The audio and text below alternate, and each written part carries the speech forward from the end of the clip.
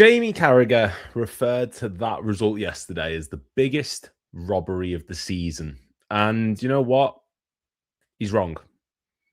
He's wrong. It's not the biggest robbery of the season. It's one of the biggest robberies of the past 5 years. It's one of the biggest robberies we've seen from Liverpool in a long, long time, because that was in a performance which saw Liverpool amount absolutely zero offensive strategy, zero intent of attack, 0% energy, nothing of positivity other than picking up that result, picking up that late win, and seeing us struggle against another relegation threatened team a la Burnley, a la Wolves, a la Leeds, if you want to include them in it, Sunderland, if you want to include them in it, Tottenham, who are in it. And we've gone away to the City ground. To be fair, since Forest have come up, we've played them 8 times in all competitions, and we have won 4 of them. We've won 50% of the 8 matches that we've played against Nottingham Forest since they returned to the Premier League, after they were relegated years ago in the 90s. Since they've returned, 8 times we've played them, all competitions, once in the FA Cup, 7 in the league, I believe. And we have won just 4 of them. It's now 5. That record's improved. But as a performance, there were so many worrying signs from that result yesterday, namely the work rate, namely the work ethic. I didn't watch the match live. I was in work. I had the joy of coming home after work, trying to watch the match. Couldn't find it. So I did it this morning. I thought, okay, I'll get up. I'll watch the match. So I've got, I can take my notes, get my information. And it took me 3 attempts just to get through that first half. I was watching it and I just could not believe what I was seeing. 0.02 expected goals from Liverpool in that first half.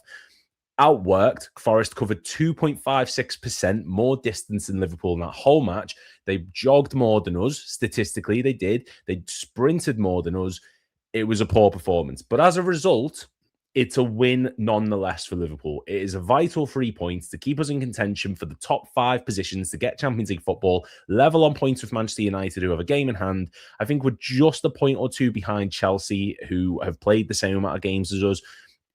It's a positive result, but the performance as a whole, there are so many worrying signs from that display. And for Liverpool now, who have, it's been a difficult season, but one positive we've been able to take from the past few matches: Newcastle, Qarabag, Sunderland, teams escape me, but the performances have improved. There's been a bit more improved positivity, a lot more effort, a lot more energy, a lot more work rate. This just felt like such a step back in terms of the way we've played so far in this sort of these recent few weeks. Brighton was the other game I was thinking. Like that Brighton game was such a stark contrast to how we've been operating the past few weeks.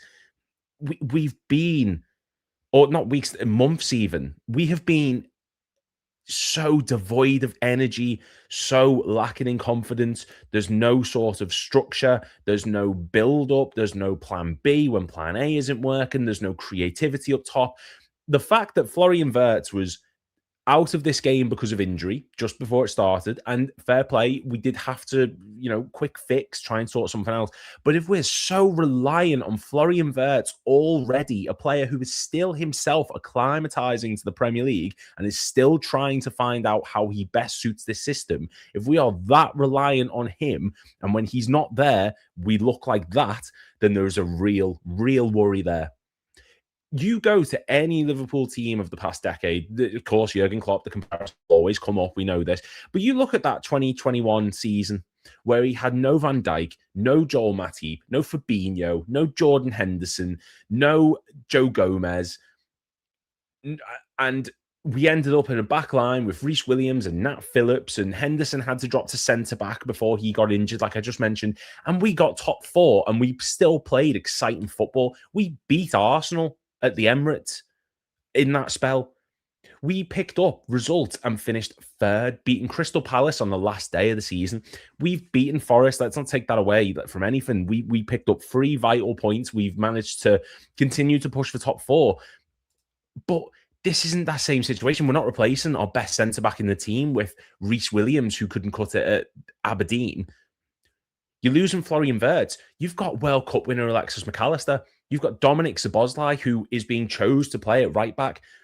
You've got Ryan Gravenberch, the best number 6 in the league last season. You've got brilliant players there, and we just can't get a beat out of them. And players are suffering because of it, i.e. Salah, i.e. Gakpo. There's no creativity from them. They can't play off the last man. And we're having to wait for a 17-year-old to get a 20-minute cameo in which he attempted more dribbles, completed more dribbles, and created the same amount of chances as Salah and Gakpo in that short spell. That's such a concern. If one player going out the team sees us play like that in a first half where there's 14 shots and 12 of them went to Nottingham Forest and we couldn't amount anything of substance, there is real cause for concern there. And, you know, welcome back to Anfield Index, by the way. I just needed to sort of get that off my chest. As I say, I didn't watch the match live. I haven't been on the channel last night. I am covering the Daily Red today for Dave Hendrick. He will be back soon, but I'm covering today and tomorrow. And we're just going to sort of break down a little bit the Liverpool game against Forest, give our thoughts, give our, general feelings regarding the game, and just let it all out. I know Dave's done it. I know we had David Lynch on earlier talking about it. I know that there was gags on last night with Lola. There's been a lot of discussion about it. I haven't had my chance. And because it's straight after a match, news has been in sort of steady supply. There's been discussions about Ingamoa's game time, which we'll touch on majorly today. Obviously, Salah's reaction on the bench, laughing during the game, and all this worry.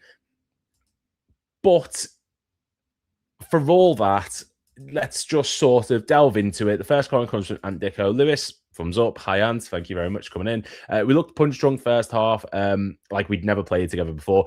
It really, really did look like a newly formed team. We looked better at the start of the season when the new signings had come in than we do now in game week 27 in the Premier League against relegation-threatened Nottingham Forest, and we looked like we'd never been on the pitch together. So many wayward passes, so many passes to the Gakpo one to the referee, Curtis Jones holding onto the ball too long, Van Dijk was giving the ball away in dangerous areas. Everyone looked lost, and it's a real worry. And scary stat, that's the most shots we faced on a half since the 6-1 versus Stoke 2015. Yes, I remember seeing that on Sky, and it blew my mind. I was watching Carragher's analysis of it before. And let's sort of, we'll look into the starting lineup. We'll sort of discuss that one, because I did the Daily Red yesterday. I did the pre-match build-up, pre-recorded for the Nottingham Forest game, and I predicted who I thought was going to start. I thought that we would maybe learn from what we saw against Brighton, because there's a difference between Brighton and Nottingham Forest in terms of Forest look like they're in a bit of an ascendancy at the moment. They look as though they are improving. Vitor Pereira picked up that 3-0 win the other day. Considering all the changes they've got, going on around them and everything that's happened, they've still put in some good performances. They're not in the relegation zone. They're just above West Ham by 2 points, I believe. West Ham are on 25, I think, and Forest are on 27 now, 2 behind Tottenham. And, I thought that after that Brighton game, Slot would see that Szoboszlai at right back is a detriment. It was a great makeshift option. It was a great stopgap decision with no Bradley, no Frimpong. Gomez still isn't up to full fitness. Calvin Ramsey is there and is not going to ever get picked. We've established this now. But taking Szoboszlai out of midfield and putting him at right back, while it was great against Brighton, who do not possess that level of energy in midfield, bar maybe Belabor, it didn't make sense. You're taking your hardest working midfielder who's covered more ground than anyone and sticking him at right back where he's very restricted. Soon as Wirtz went out the team, Jones got put into that number 10 role, and I did not see the point. I did not see the logic in it. I did not see the sense in it. Curtis Jones at right back against Brighton was effective, and he is better from a deeper role. He is better from a further back position. That's why, if you look at the average position of the team yesterday, Curtis Jones is here. He was the number 10, and he's the deepest of McAllister, and he's level with Gravenberch, and he's deeper than Szoboszlai, who is the right back. Why you can't just put Jones at right back, where he can ping long balls across the pitch, where he's able to control play and slow it down from the back, and Szoboszlai, who is our most effective midfielder in an energy sense, in a tenacity sense. Why would you remove him from midfield and put Jones in a number 10 role he's not comfortable with, when you can clearly see by the heat position, the average positioning on the pitch, that it did not suit Curtis Jones? This is not a Brighton midfield who relies on Belabor massively. This is Elliot Anderson, Morgan Gibbs-White, Sangare. This is some of the most energetic midfielders in the Premier League, and they're in a relegation zone. You know, the battle in relegation, they have it all to play for. They're going to give 100%. Newcastle, League Cup final last season, Tonali, Bruno Guimaraes, Joel Linton, they had everything to win in that game. So they put in the shift and the work ethic, and we got dominated in midfield. And the exact same thing happened yesterday. So taking Szoboszlai, putting him at right back, and putting Jones at the number 10 makes little to no sense to me. It didn't make sense, and I predicted going into the game, I thought Slot would see sense and keep Jones at right back and move Szoboszlai into midfield. He didn't. He persisted with what they were keeping Szoboszlai at right back. And it showed right there that he wanted him pushed further up and Jones further back because he showed it did not work. And that's the issue, is there's clear signs of things not working. And I'm not, look, this is all doom and gloom. I understand that. You know, we've lost 1 in our last 6 now, is it? We beat Qarabağ, Newcastle, lost to City, beat Sunderland, beat Brighton, beat Forest. So yeah, we've won 5 and 6. Brilliant. And we've kept 3 clean sheets in that process. Sunderland, Forest, Qarabağ, see it against City, see it against Newcastle. 4 clean sheets in 6. You know what I mean? Like, that should sound better. That's an unbeaten run, not an unbeaten run, but it's an improved run on the unbeaten run we had a few months ago. So it shouldn't be all doom and gloom, but the fact that we put in that performance yesterday and we're persisting with decision-making, like keeping Cody Gakpo in the starting 11, who is so ineffective, Salah, keeping him in the starting 11, which I understand all the debacle there, and I get keeping him in because he does have the moment like he did against Brighton, but it's stubbornness. And playing Szoboszlai right back and keeping Jones at the number 10 when it's shown that Szoboszlai is better in the number 10 role and Jones is better when he's deeper on the pitch doesn't make an ounce of sense to me. I was screaming, we aren't playing in red. I love that. Yeah, I mean, honestly, it was like we were colourblind. It was like watching Harry Kewell play again. It was just wayward passes everywhere. Why does Grav keep pulling out of his 50-50s? Yeah, so Ryan Gravenberch yesterday, we'll touch on him briefly. It wasn't the worst performance on the pitch, absolutely. In a defensive sense, Ryan Gravenberch, he won 0 tackles, produced 8 defensive contributions, 4 interceptions, 2 clearances, 1 block shot, 3 recoveries, won 50% of his foreground duels, won 50% of his aerial duels. There were 2, he won 1. On paper, they are not bad stats. Do you know what I mean? Like, they could be so much worse than they were, but it's the eye test. You can put in good stats. We were getting peppered with shots in that first half. We were getting pushed back. Naturally, the defensive stats are going to inflate. Van Dijk earlier this season made more clearances than anyone. I think he was the first player to hit 100, and the next highest behind him was on 78. That happens when you're under pressure and you're conceding goals. Why do you think goalkeepers in the lower down teams have the highest save percentage? It's because they are constantly getting shots peppered at them and they're getting railed. That's why the stats inflate. Gravenberch is going to have defensive stats the way that he did yesterday because he was constantly up against it. But it was still a bad performance from everyone. There was no one on that pitch apart from, Van Dijk, Canate, fair enough. I've got no issue with them. They did their job. We kept the clean sheet. But there's still worrying signs. And it does look as though Gravenberch, like I said, he had 2 duels, won 1 of them. People weren't trying to beat him. People were trying to pass around him. And he just couldn't acclimatise to the game. I thought McAllister wasn't a good game, but he was probably the best midfielder on the pitch. Jones, as much as I've been Curtis Jones' biggest advocate in the past few weeks in particular, following the news he was going to go to Inter and then didn't, he was awful. He was awful. He was slow. He was giving the ball away too much. His decision-making was poor, and he just couldn't get up to pace. He doesn't suit the number 10 role. Again, why he started getting pushed further back the pitch, and Szoboszlai started going further forward, but we've already touched on that. Spot on, Lewis. I'm sick to death this Dom at right back when have Gomez, Ramsey on bench. It's killing us. I think Gomez coming on was a big impact. And I think Gomez as well. I understand that he's not starting him too much. We need to manage his minutes. He's not a fit player. He will pick up injuries again. And I think he just doesn't want to throw the kitchen sink at him straight away. I think he wants to wait, get him back up to full fitness, and then start using him. He doesn't want to just rush him in, risk an injury, and then we're definitely without Gomez for a long term, because that will probably happen.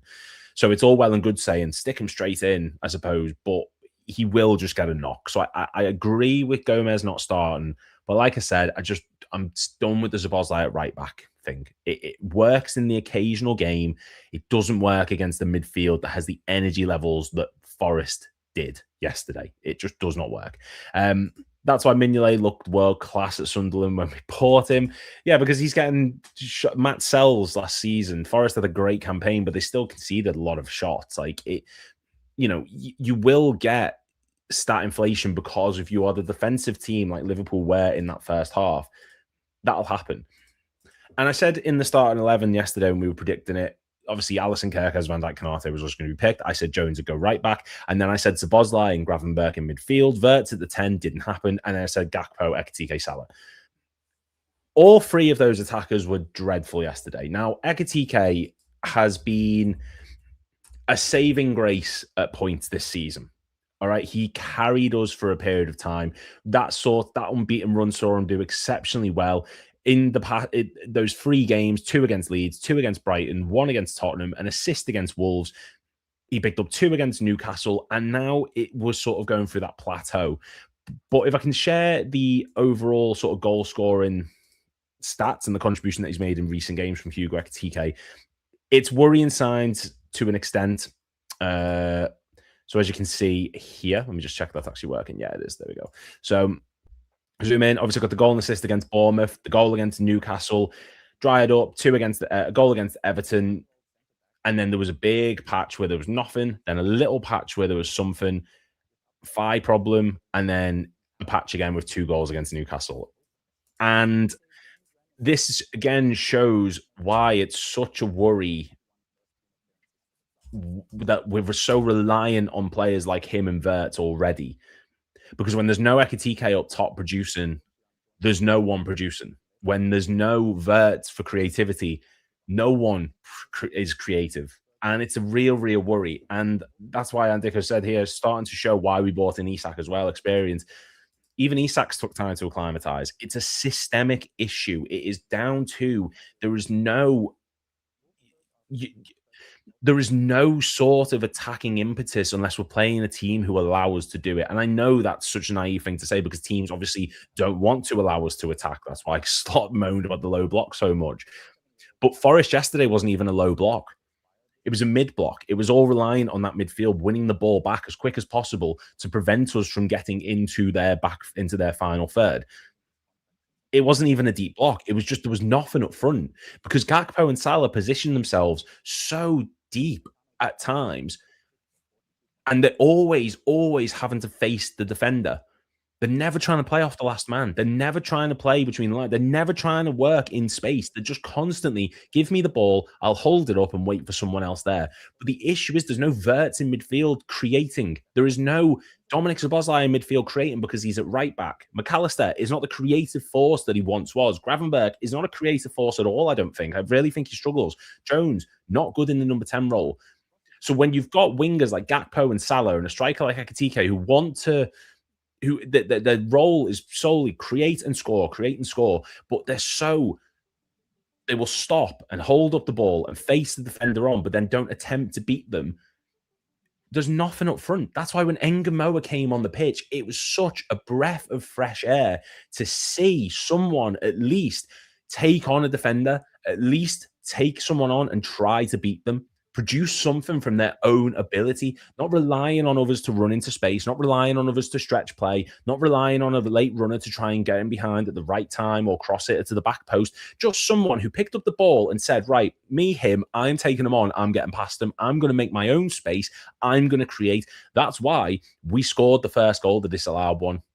Because of Engamoa's creativity, because he took on Nico Williams, wasn't afraid to beat him, took it straight to the byline and crossed it in. Not enough players are doing that for us. No one is doing that for us. And I've said it for weeks and weeks and weeks. Salah doesn't do it because he does not have the pace to do it anymore. Gakpo does not do it because he is not that style of player. Luis Diaz did that for us. He broke down oppositions because he was electric. He was his quick acceleration, his speed, his tenacity. He wanted to take someone on, get past them, make something of it. Engamoa does that. And Engamoa is a 17-year-old kid who's come into this team for 20 minutes and made more of an impact than a two-time Premier League winning player, Mo Salah, who has won the Golden Boot Award twice, who has been 3 times even, who has won a Champions League. Cody Gakpo, who is an international for the Netherlands, who has won trophy galore for Liverpool and has scored in some of the biggest games in recent years for us. And a 17-year-old is coming on the pitch and is showcasing that he's better than them at the moment. And that's such a worry. That should not be the case because there is such a talented player in Salah still. There is such a talented player in Gakpo, but the system restricts them. And Engamoa comes on, makes more of an impact than either of them do. And I guarantee you in the next game that we play against West Ham, he will not start. He will not start. He will be on the bench. He will get 5-10 minutes if he's lucky. And then the game after that, he will not start. That's just the fact of life. That is just the way it is. Engamoa will not be trusted to play West Ham, but he should be. He should be for the simple fact of he's better than them at the moment. He is just better than both of them at the moment because he's at least trying to make something happen for this team. And I'm sick of seeing this whole regimented, we want to hold the play. I would rather play good football than score goals and than win trophies. The football's not good. And it's a great result. I'm not trying to diminish the result. It's fantastic to see. It is brilliant to see. We've scored more late winners than any other team in Premier League history for a reason, because that is who Liverpool are. As a club, we do not give up. We produce moments of magic. It's not just in the Premier League, it's in Europe. How many examples can you think of over the years? There's the cliche ones like Olympiacos, Dortmund, Barcelona, AC Milan, things like that. There are so many key moments in Liverpool's history that have been defined by late match winning goals. But that doesn't mean that the performance yesterday was good and that we have to be happy about it because we picked up another late winner.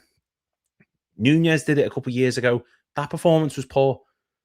We've done it earlier this season. The performances were poor. We've picked up plenty of them this season. Bournemouth, Newcastle, Atletico Madrid.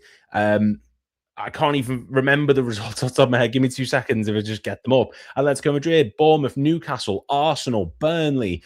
You know, we've done it several times already this season, but it doesn't mean the performances are good. I can be happy that we've picked up 3 points. I can be happy that we've gone out and we've beat Forest away from home in a ground that we've notoriously struggled with. But the fact is, we're still not playing well. We're still persisting with players who are not in good form. Cody Gakpo has not scored since October, and I think that was the West Ham game, if I'm remembering correctly.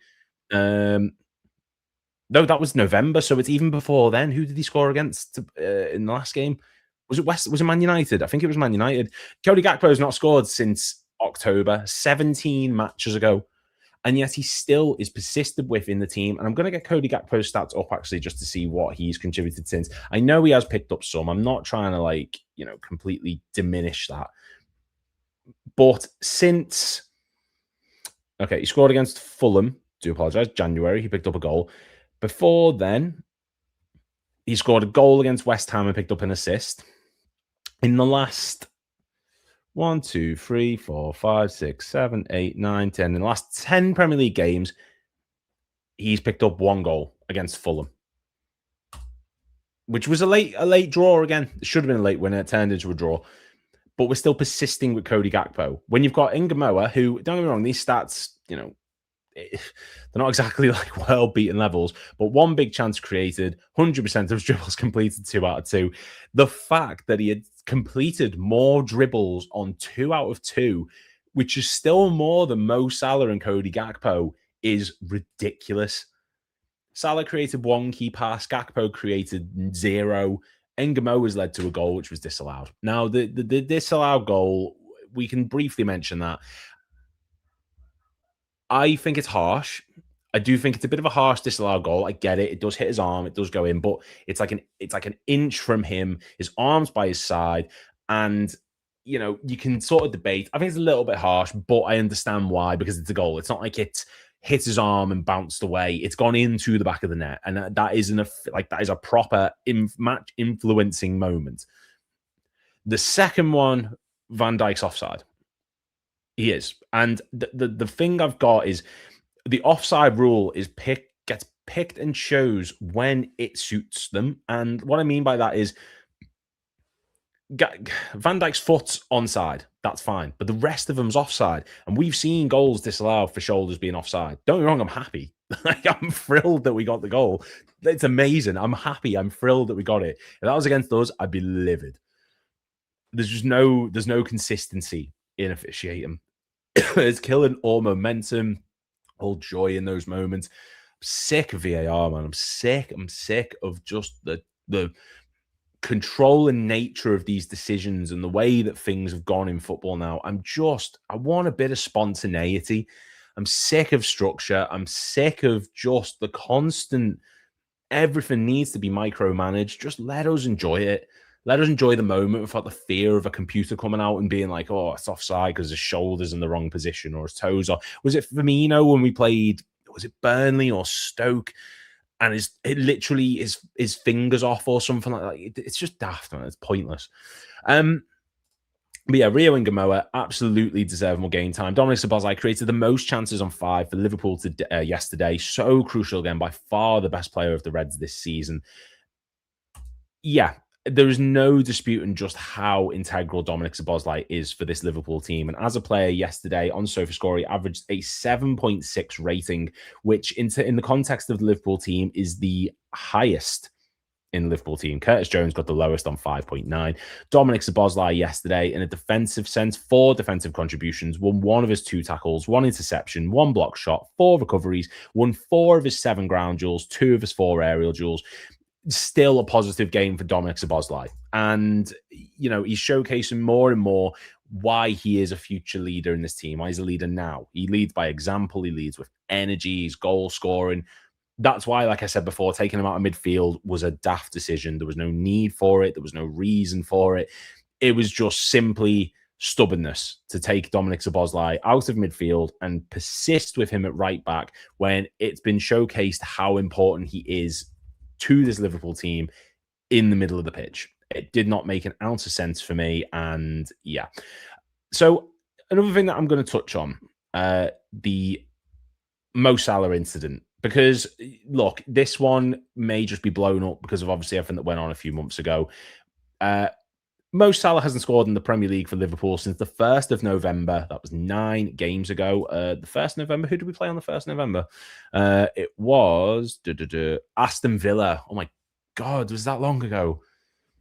I was after the Brentford loss. That was before City absolutely trounced us. Yeah, so he got the goal against Aston Villa. And then, as you can see as well, Cody Gakpo has 2 goals in the Premier League. Sorry, it's 2 goals for Liverpool in the Premier League since the 25th of October, 17 games. He scored against Fulham, as I said before.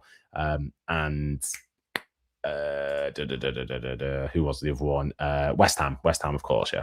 So, you know, and Salah's pulling that reaction. The one where he was laughing on the bench about whether it was because he got took off, whether it was because, you know, he wasn't happy with the game, whether it wasn't happy with his performance. I don't know. But it's not what I want to see. Now, I think just, again, might be reading into it a bit too much. I don't think he's going to be laughing at the fact that we were struggling and it was 0-0 against Forest. I think he will just be disappointed in his performance, and he's always that type of person, Salah, to sort of, you know, just laugh things off. It's still a worry. It's still a concern. I don't want to see that sort of blasé attitude. I think Salah's time is limited now. I do feel as though we are coming to the end of the Mo Salah era. There's 11 games left in the Premier League, 11 potential matches. Obviously, touch wood, Barney doesn't get injured. Of Mo Salah left in this division. I think we're in the final countdown of it, coming into his final 10. And I think that moments like this, where he gets subbed off, knowing full well that he's not put in a good performance. I think I can't remember the exact stat I saw earlier on. Let me see if I can find it. But it was something like Mo Salah had lost. It was the most times that a player had been dispossessed in a match this season was Mo Salah. That is such a worry. Like, we're talking about one of the greatest wingers in Premier League history. I can't even get my words out. I'm trying to read. I read the comment that just came up and I got it wrong. We're talking about one of the greatest right wingers in Premier League history. For me, I think he's still the best. I know people will talk about Ronaldo 08, 09. Salah has been near decade-long perfection, consistency. This season has dipped, and everyone's opinion immediately sways and starts going straight to, oh, Ronaldo's better, blah, blah, blah. Maybe it's to some people, I get it. But Salah has been nothing but consistent and world-class for years. The fact that he's having the level of performance he is, and it's against a myriad of opponents, and like the stat says here, he hasn't scored in the Premier League since the 1st of November. And he knows that he's playing poor, and he gets subbed off against Nottingham Forest, and that's the reaction he has, is just ruining the reputation. It is ruining the perception of him, and I don't think that that's how he should be addressing it. Even Gakpo sat there and just being like, well, I'm off. There's a slight smirk, but it is where it is. Whether people want to read into it too much, I don't know. But Salah's performances now have been poor for a long, long time, and we are coming to the end of that era. The old guard of Robertson, Alisson, Van Dijk, Salah, they are due to be leaving soon. And Salah, for me, is I'm dead set. I think he goes in summer. I feel as though that's just an inevitability. Whether anyone agrees or not, I don't know. But I just don't think we're going to give him a new deal at the age he is, the performances he's having, the money he's on. Not if Saudi come in for big money or another club do.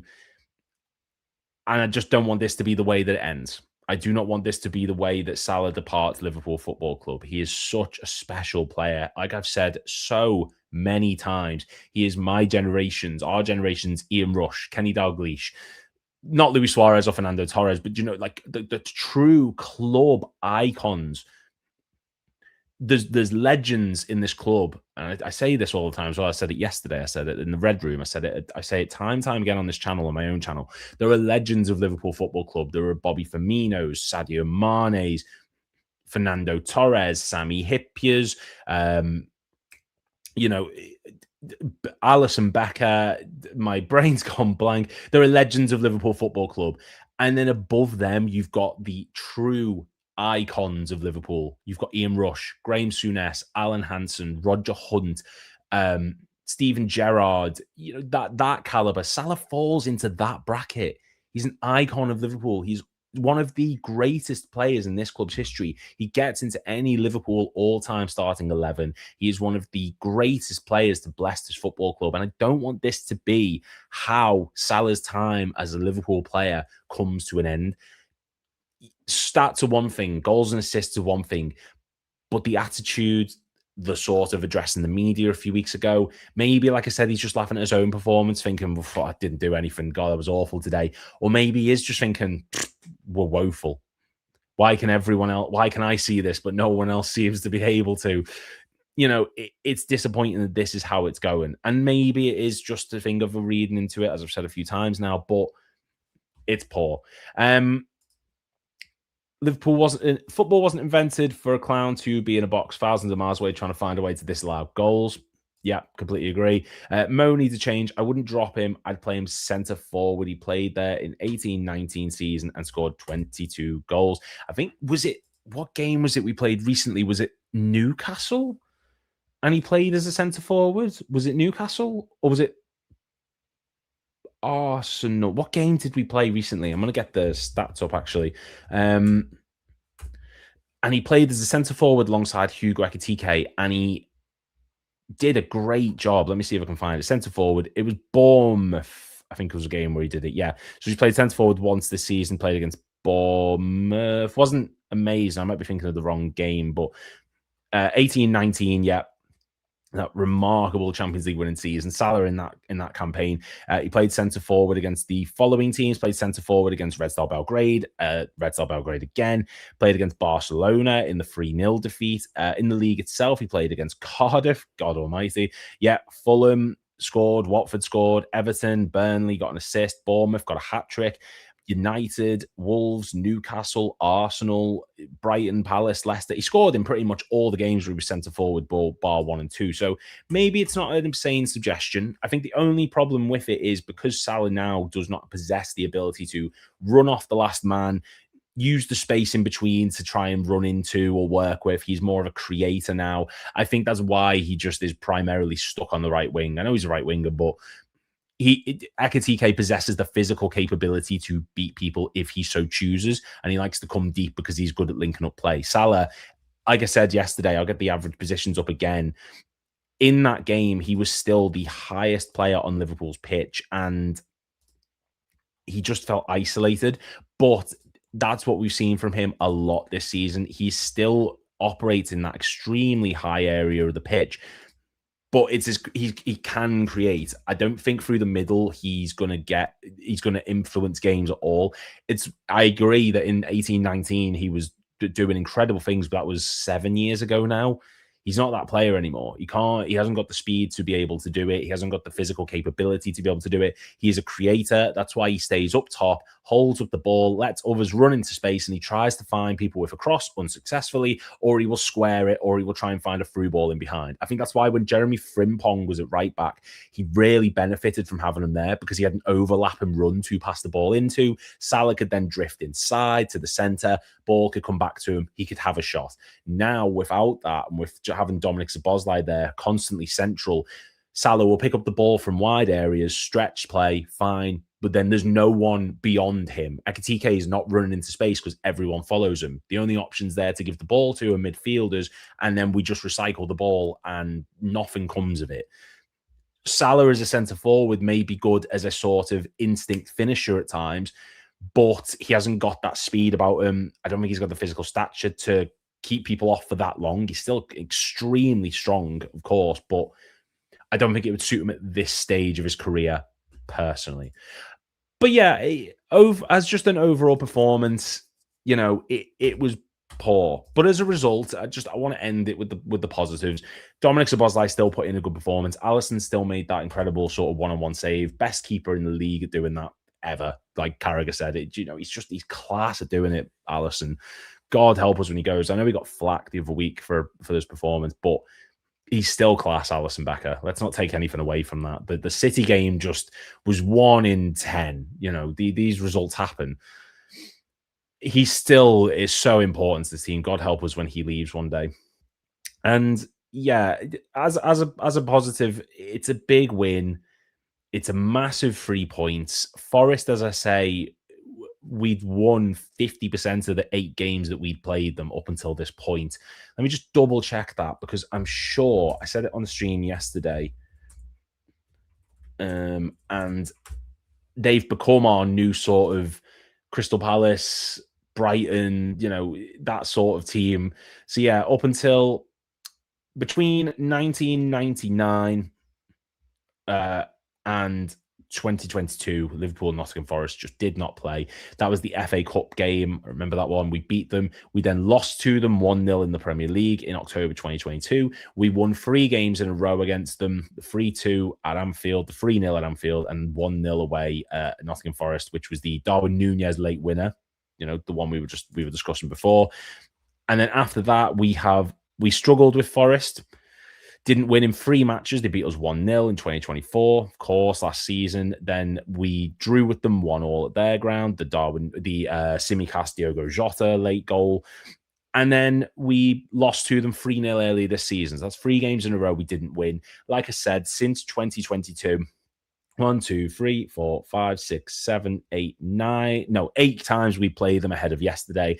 Of those 8, we'd won 4, lost 3, drew 1. So Forest have been that team who have caused us headaches in the past. As a result, great. Went to the City ground, beat them, clean sheet again, 1-0 victory, 3 points added to the board. Chelsea drew against Burnley, closes the gap there. If Everton pull off a win against United tonight, benefits us even more. Everton wouldn't have enough to catch up to us just yet. United stay where they are. Brilliant. That's the best thing we can come off. If we come away from this weekend and we've gained 2 points overall ahead of Chelsea, 2 points on Chelsea, and we've gained 3 points on United, superb. But there's still worry in the performance. There's still stress in the situation. Results aren't perfect in terms of the way we're playing. Sunderland was... The difference is, right, people said, well, we beat Sunderland 1-0, but the Sunderland one didn't feel like it was such a grind-out performance. You need results like this, I agree. Like, you need results where you're up against it, you're getting battered, and you still come away with the win. That's great in a title-winning campaign.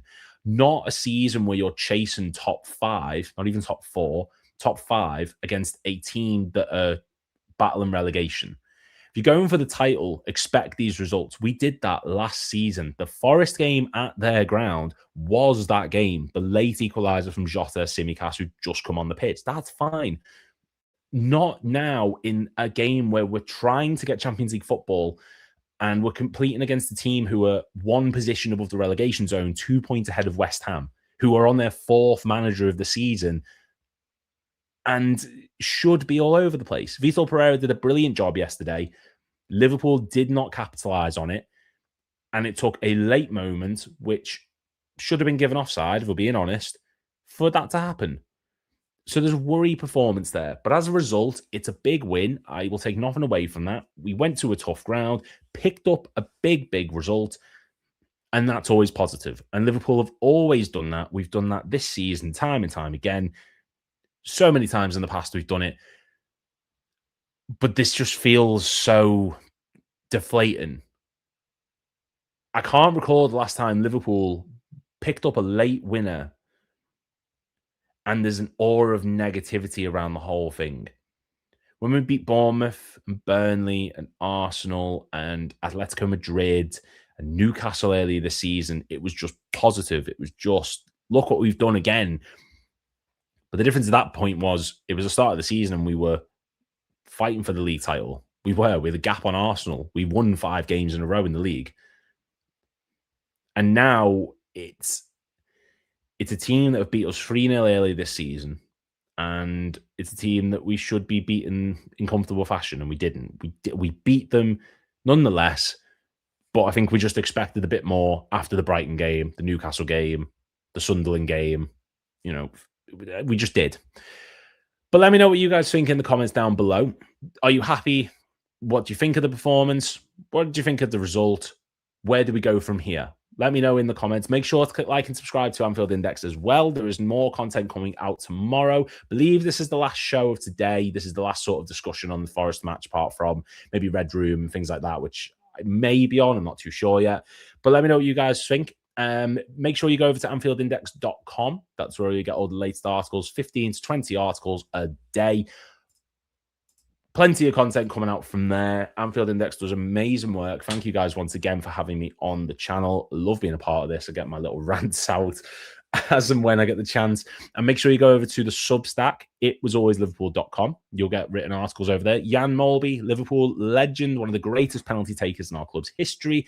He writes articles over on the Substack, gives his opinion on things. It's all opinion pieces. A lot of fun to read through. And if you want to get our thoughts, you know, we'll put them on there. And yeah, thank you guys so much for watching. I will see you all in the next stream tomorrow.